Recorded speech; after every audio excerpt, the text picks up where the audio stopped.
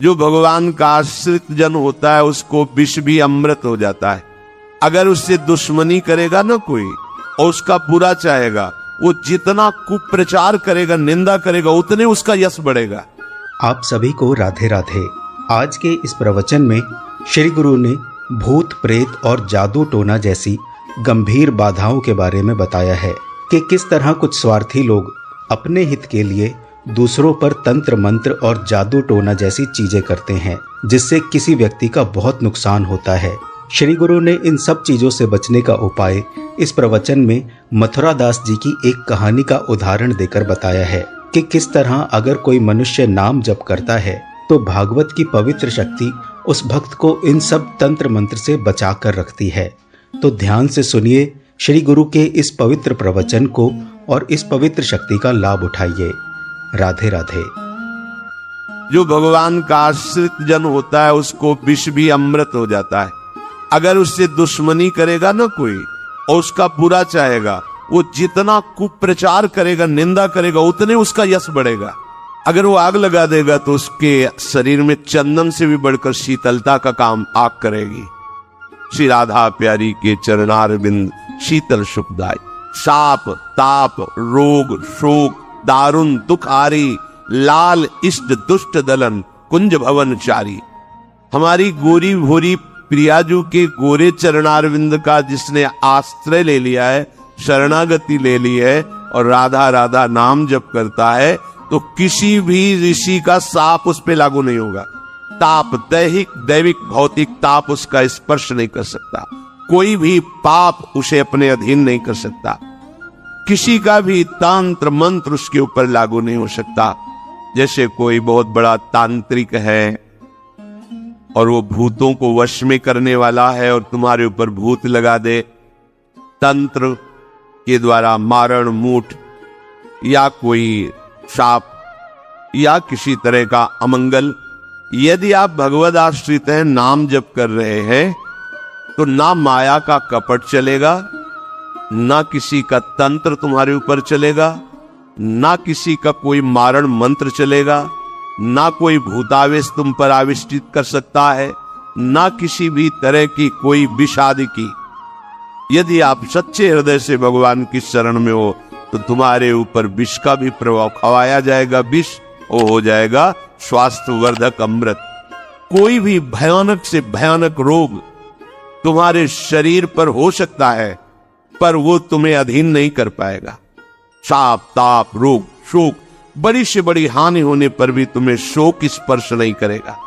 प्यारी जू के चरणों का जिसने आश्रय ले लिया, ये ऐसा परम धर्म है कि इसके आश्रित को कोई भी तंत्र मंत्र मूठ मारण भूत प्रेत पिशाच पिशाचनी कोई भी नहीं स्पर्श नहीं कर सकता। ध्यान रखना। हाँ, अपना कल्याण कराने के लिए सामने आ सकता है, क्योंकि नाम जापक ही सबके कल्याण का सामर्थ्य भाव रख सकता। जो निरंतर नाम जप करता है उसमें सब सामर्थ्य आ जाती है। कई जगह ऐसा घटना में गंगा किनारे जैसे श्मशान है, ऐसा नहीं कि प्रेत योनि नहीं होती, होती है, पर वो प्रभाव नहीं दिखा सकती। ऐसे प्रत्यक्ष देखा है। तो अपना कल्याण करने के लिए कोई ऐसा भले नहीं तो किसी भी भक्त के सामने, भगवद आश्रित नाम जापक के सामने किसी का चेटक नहीं चलता है। मथुरा दास जी की भक्ति का प्रभाव, हजारों लोग अनुयायी, हजारों लोग शिष्य बन गए। तो अब वो तांत्रिक था, तंत्र मंत्र का उसे बहुत ज्ञान था। मथुरा दास जी जिस नगर में रहते थे वहां वो जाकर अपना नाटक शुरू किया। उसने सब जगह प्रचार प्रसार किया। मैं गंडकी नदी में 12 वर्ष तक खड़े होकर के तपस्या करके आया हूं। केवल दूध का आहार करता था, उसके प्रभाव से सालीग्राम भगवान हमारे वश में हो गए। आप सबको मैं दिखा सकता हूं कि सालीग्राम मेरे वश में है। देख लीजिए, सिंहासन लाता, बाहर रखता, हजारों की भीड़, ऐसे ऐसे करता तो वो ऐसे सालीग्राम उठते और नाचते हुए ऐसे ऐसे ऐसे फिर रख जाते, फिर ऐसे ऐसे ऐसे ऐसे। तो सबको आश्चर्य हो रहा, जैसे चुटकी बजा रहा वैसे सालीग्राम की बटिया ऐसे ऐसे ऐसे। लोग भीड़ कटने लगी, क्योंकि अब जैसे राधा राधा कहो, कोई जंतुर नहीं है, कोई भस्म नहीं है, कोई वादा नहीं है, तो फिर कम वहां तो दिखाई दे रहा ना। देखो ये सब लगता है ना कि हाँ भाई। अब आपसे पूछो कि हमारे मन में क्या चल रहा है, हमें नहीं पता है। हमें ये देखना है कि हमारे प्रियाजू के मन में क्या चल रहा है। मन मन की रुचि जानिने, मुझे अपनी लाडली की मन की जान के उनकी परिचर्या में रहना है कि तुम्हारे मन की जान के तुम्हारी परिचर्या में रहना है। हाँ, तुम यदि मन से ऊपर उठना चाहते तो हमारी बात मान लो, मन को अधीन करके, और मन के अधीश्वर भगवान में तुम्हारा प्रेम हो जाए, तुम्हारा जीवन कृतार्थ हो जाए। कोई सेवा की सामग्री लेने गए थे मथुरा दास जी की श्रीअंग सेवा में जो रहते थे संत जन, उन्होंने देखा, वो आए, बोले महाराज एक बड़ा चमत्कारी महात्मा आया, वो कह रहा 12 वर्ष से हम दूध पीकर गंडकी नदी में वो ऐसे ऐसे करता है। तो साल तो बोले भैया भक्त तो हो ही नहीं सकता, भक्त भला भगवान को अपना प्रदर्शन क्यों बनाएगा और उसके बदले में भेंट लेकर के, ये तो नाटक है भैया। वो देखे भी नहीं थे, बोले ये तो नाटक है, कोई संत ऐसा नहीं कर सकता, कोई भक्त ऐसा, कोई संप्रदायाचार्य से दीक्षित वैष्णव मार्ग में चलने वाला, ये तो अपराध है। तो उनका महाराज जी तो हजारों लोग वहां प्रभावित हो, अच्छा है भगवान उस रूप में। बोले नहीं महाराज, फिर सत्य मार्ग के प्रकाशित करने के लिए आप यहां विराजमान, अगर उसका कपट पाखंड चला तो हजारों लोग धोखे में हो जाएंगे, चलो आप एक बार उसके सामने। तो उनका कि यदि हम उसके सामने गए तो उसका सब ये दुकान बंद हो जाएगा। बोले महाराज जी आप जरूर चलो, क्योंकि आपके चलने से यदि लोगों की श्रद्धा भगवान में वास्तविक लगे तो आप भी तो यही चाहने के लिए यहां गांव में वास कर रहे हो। सभी शिष्यों ने चरण पकड़ करके मथुरा दास जी को मनाया कि आप वहां चले।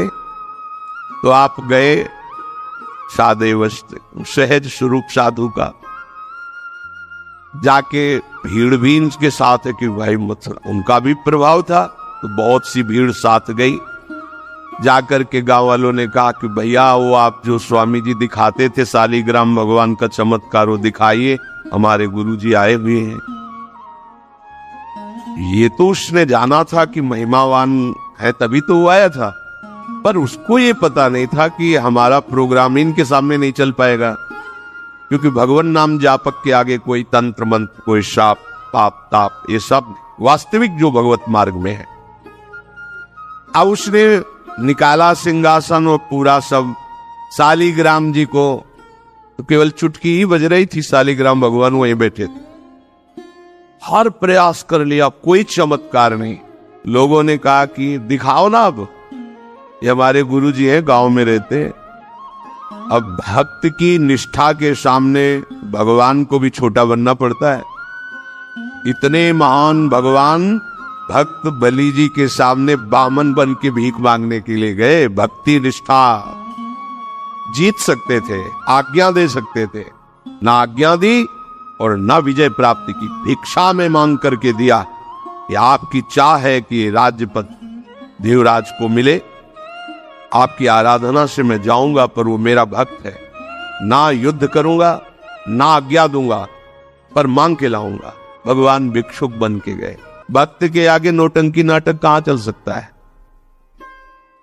अरे जुगनू तब तक चमकती रहे जब तक सूर्य प्रकट नहीं होता। सूर्य प्रकट हुआ तो लाखों जुगनुओं का कोई मतलब नहीं रह जाता। नौटंकी नाटक, ये साधुता का भेष धर के कितने दिन चलेगा? जिस दिन पोल खुलेगी ना उस दिन सब नष्ट हो जाएगा। लोक परलोक तो पहले ही नष्ट हो चुका था। पाखंड न करे।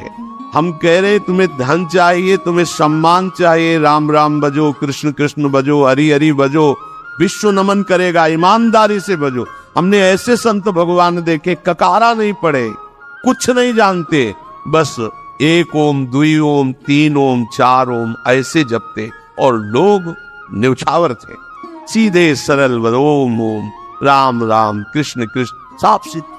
कबीरदास जी जैसे वहां पर राम राम राम। अरे प्रभु के नाम में क्या नाटक करने की जरूरत क्या है? पाखंड कर। प्रभु महालक्ष्मी पति हो, तुम्हें लक्ष्मी ही चाहिए, सब दे देंगे, काहे को नाटक करे, काहे को किसी को भ्रम में डाले। तुम भ्रम में हो, दूसरे, अरे भैया तुम राम राम जपो, कृष्ण कृष्ण जपो, तुम्हारा मंगल इसी, बस इसी में मंगल होगा, दूसरा मंगल कर ही नहीं सकता। अब उनके प्रभाव से उनका कुछ नहीं हुआ।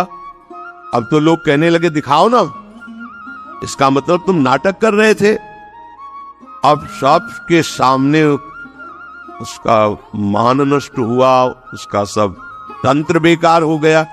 कुछ लोगों ने कहा पकड़ो और मारो इसको, पीटो, बहुत नाटक करके रुपया कमा लिया, सब छीन लो, धन छीन लो। मथुरा दास जी ने सबसे कहा देखो अगर हमको लाए हो तो हमारी बात मत, इनको किसी भी तरह का कष्ट मत, कोई भी बंधन नहीं।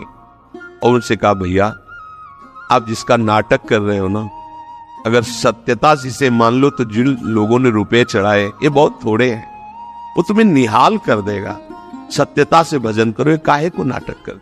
इतना कह के वो चले गए, पर उसको समझ में नहीं आया। उसने कहा अच्छा तुम अपनी दिखा दी, अब मेरी देखना। मूर्ख को समझ में नहीं आता। उसने कहा ठीक है तुमने दिखा दिया, अब कल सुबह तक तुम देखना कि मैं तुम्हारा क्या करता हूं। क्योंकि उसे मारण का प्रयोग आता था। अपवित्र सिद्धियां उसके पास थी। पवित्र सिद्धियां भी होती है जो दूसरों का मंगल करती है, अपवित्र सिद्धियां होती है जो दूसरों का नाश करती है। उसने मारण विद्या का अनुष्ठान किया, जिसे देहाती भाषा में मूठ कहते हैं। आज मैं इस अविचार से उस महात्मा का सर्वनाश कर दूंगा। भूल भूल भारी भूल। जो साधु की मीच तक है वो उसी मीच से मरता है। अब उसने प्रारंभ किया बैठ करके आसन में मूठ का। एक खप्पर जैसी आकृति प्रकट होती है और उसमें जाजुल्यमान तेज होता है, और वो जहां जाएगा तो जिसके पास जाना है वहीं शुरू हो जाएगा उसका खून पोकना, नीचे से शौच द्वार से मुंह से खून की उल्टी आना, उसके पहुंचते पहुंचते, और जहां पहुंची तो वो नष्ट हो जाएगा, मर जाएगा और वापस चली जाएगी। वहां जाके प्रमाण देगी कि हम काम कर आई है। वहां भक्तों ने देखा कि एक खप्पर में आग जलती हुई राउंड राउंड से गोला होता, तो जाके कहा मथुरा दास जी ये उसकी चलाई हुई मूठ है, तुम कुछ परेशान मत हो, यहां कुटिया की डेहरी में भी प्रवेश नहीं करेगी। अब वो आकर के मारण बस वहां घूम रहा है। मथुरा दास जी निकल के आए, हाथ जोड़ा, क्योंकि सब मंत्र सब सिद्धियां भगवान की तो ना, चाहे पवित्र हो या अपवित्र हो, तो उनका तुम सर्वज्ञ भगवान की ही शक्ति से संपन्न हो। तुम जानती हो कि हमारा कोई अपराध है क्या? अगर अपराध है तो हम बाहर निकल के आते हैं, आप हमें नष्ट कर दो। यदि अपराध नहीं है तो जिसके द्वारा किया गया उसको दंड दो। तुरंत मूठ वापस हुई, कोई मंत्र मंत्र नहीं पड़ा, तुरंत वो मारण वापस हुआ। उधर शुरू हो गया उसका खून, नीचे से ऊपर से, जैसा इनके भगवत भक्त या प्रभु के ऊपर कोई मारण चलेगा क्या? वो मारण उसी बाबा जी के पास जो नौटंकी कर रहे थे शालिग्राम के नचा, अब तो त्राहिमाम मच गया। ओ संत भगवान गए, क्योंकि पता था कि बचेगा नहीं, मंत्र का प्रयोग है। गए और भगवान नाम उच्चारण किया, कृष्ण कृष्ण कृष्ण, नंद नंदन के उपासक ने, और मूठ से कहा शांत हो जाओ। भक्त की आज्ञा का पालन हर मंत्र करेगा, क्योंकि मंत्राधिष्ठात्र भगवान का दास है। आप सभी ने श्री गुरु का ये सुंदर प्रवचन सुना। हमें उम्मीद है कि आपको इसे सुनकर बहुत आनंद आया होगा, और श्री गुरु के इस प्रवचन से आपको बहुत कुछ सीखने को भी मिला होगा। श्री गुरु के इस प्रवचन से आपको क्या सीखने को मिला, आप चाहें तो कमेंट बॉक्स में लिखकर हमारे परिवार से साझा कर सकते हैं। और हाँ, राधे राधे लिखना मत भूलना। हम सब इसी तरह मिलते रहें श्री गुरु के सुंदर प्रवचनों के साथ, यही कामना है। राधे राधे।